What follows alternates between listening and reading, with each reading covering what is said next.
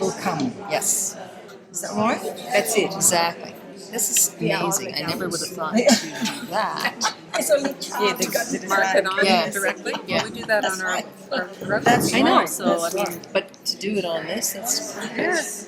So here I use bobbins, and but at the same time you can use these things which are called butterflies, Okay. just because they look like a butterfly.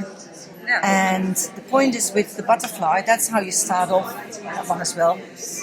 You wind them around your thumb and your little finger in a figure of 8, and then you wrap the last piece around, and then whenever you need it, you can pull this string and you pull more wool out of it. The only thing, the advantage of a bobbin is it has a nice copper point as well, so you can beat it down like that. Yeah. And then you don't have to do it with your fingers all the time. It doesn't matter to do it with your fingers, but it just is more strong. So in this case, I wanted to have a little blue. Right. So I'll put it to the back because it's not blue yet, but I wanted to remind myself that I wanted to put some blue in there. We need these little things. So when you need it, you have to take it out. So there's Yes, that normally, a long line at the back. That could be, yeah, because like with all the little knots that are made, they come from somewhere. I will pick this up again if I need this one. So I'll leave it at the back for now. I'll leave it at the back for now, but This, I know, I saw that. Yeah. I'll weave from the front. So who cares what the back looks like? exactly. So for instance, this yellow one has to go back. This is background. This is your flower. So I take quite a few up at the same time. Normally not more than 6 because then you're pulling it. Let's say 2, 4, 5, 6. But actually, they are 12.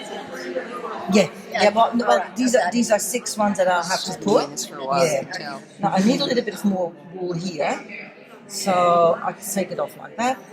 Make another little loop here, so that it's secured. And now that I have done, so I should skip that little knot.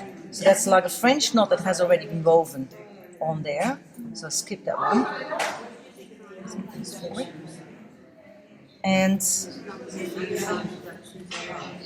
I make a little hill like I did with that big one. Beat it down like that. And then I carry on. No, because if you pull it too much, it goes in. See? So now I go back with this one till where that flower finishes. Like that. I don't pull too much because then I create a gap. So I try to keep it a little bit like that. Later on, I probably will sew a little bit anyway.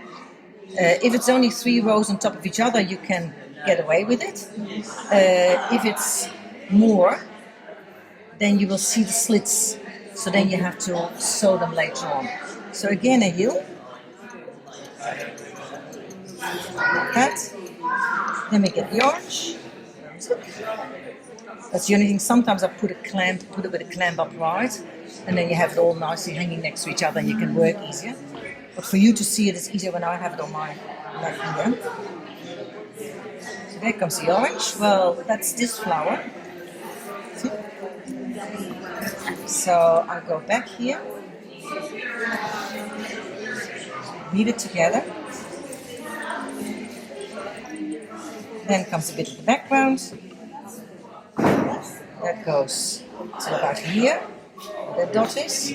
Would it be a mistake to do all the orange colours, and forget the stuff either side? Would it be a mistake to do that? No. But you can only do that till you get to this point. Yeah. Because Oh, okay. if you go there and there's nothing underneath, Yeah. Oh, yeah. you beat it down. Yeah. Collapses. Yeah. So you go till here. You can do that. Yeah. And then you have to make sure that this has been woven first. Then this comes in between, and then you can make that shape till here, and then you can continue with the orange. Yeah. But then you have to make sure that you cannot go over until you've done this. So what I normally do, now I do it nicely the whole row at a time, but often, like with those flowers as well, I can see, oh, you know what, I'll first do the red because this is decreasing. Yeah. So I do that red first, and then I can continue with this yellow, and put that green in till that. So sometimes I'll weave per shape, depending on whether something is, if it's getting smaller, it can be woven first, and then you can weave the rest on top of it. So now I'm continuing with the yellow. There it is. So you can see that the larger the more intricate your weaving is, and the larger your piece of weaving, the more bobbins you have next to each other. So sometimes you get a bit in strife with your bobbins. That's why you want to be weaving for a little while in a row, because every time when you pick it up again, you think, where are my bobbins? And how do you get rid of the warp, visually? Well, see, you can still see it here, but because of the weight of the weft that's coming on top of it, it'll lead down, goes down. Because, see, now you can already push it down, but you don't really need to, because the more you are weaving, the weight of the wool that you're weaving with pushes it down. So I go back that way, but I would like to have a little blue line here. So I pick one of my blues from the back, and I think I would like a darker one. So where is it dark? You can see how messy it can get, but it's all part of the fun. So for that to come up here,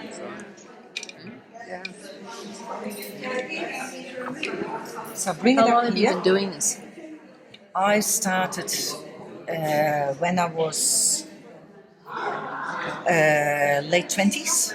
I'm 63 now, so I've been doing it for a long time, but as a hobby, starting as a hobby, and just making little landscapes wherever I lived, because we lived in different countries like Holland, England, Scotland, then we came to Australia, and in 2001 I came to Australia and found out that there is this weaving course. There's a diploma course in visual arts that specializes in tapestry weaving. Really? This is where in And Melbourne? it's done in Warrnambool in Victoria. It's by distance learning, because I was living away. There's one rules in Warrnambool. Huh? I guess that's why it happened. Well, and they do it by distance learning, which is very easy, because if you have, I lived in the country in Pinneroo, which is away from the city, so it was easy for me to make stuff and then send it up and get it critiqued. And that stretched my imagination, because you have to do a lot of drawing, painting, textile design to come up with other kind of design.